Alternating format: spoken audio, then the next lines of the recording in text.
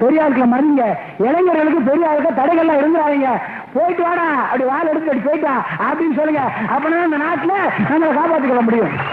சும்மா ஐயோ என் மகனை நான் வெளியில விட மாட்டேன், வீட்டுக்குள்ள பூட்டினா வட்டியும் தெரியாது, அப்புறம் சட்டியை தான் கையில் எடுக்கணும். ஒன்னும் தெரியாது. நாட்டுல பெரிய பெரிய அயோக்கியத்தெல்லாம் சேட்டை பண்ணிட்டு இருக்கான்.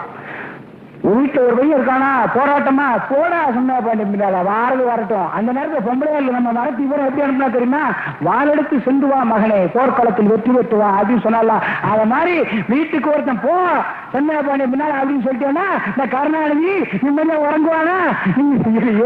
அதான் சொல்லு பெரிய என் மகன் வாழை வெட்ட போயிருக்காங்க, தண்ணி பாய்க்க காடு இல்ல போய் பாரு. அதுதானுங்க கூத்து வந்துச்சு. அதுல வந்த கூத்து தானே இன்னைக்கு வெல்கம் எடுத்துட்டு வந்து நிக்கிறான். என்ன செய்ய போறீங்க புரிஞ்சுக்கோங்க. புரியலன்னா அது உங்க தலையெழுத்து. நான் என்ன செய்வேன், நான் சொல்லியே நான் இப்படி ஆயிட்டேன். இருக்கக்கூடாது.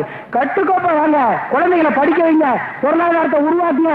சமுதாயம் பாதிக்கப்பட்டிருக்கிறது, நம்ம கரங்களில் இருந்த வேல் பறிக்கப்பட்டிருக்கிறது, உடையில் இருந்த வால் பறிக்கப்பட்டிருக்கிறது. விட்டுறாங்க.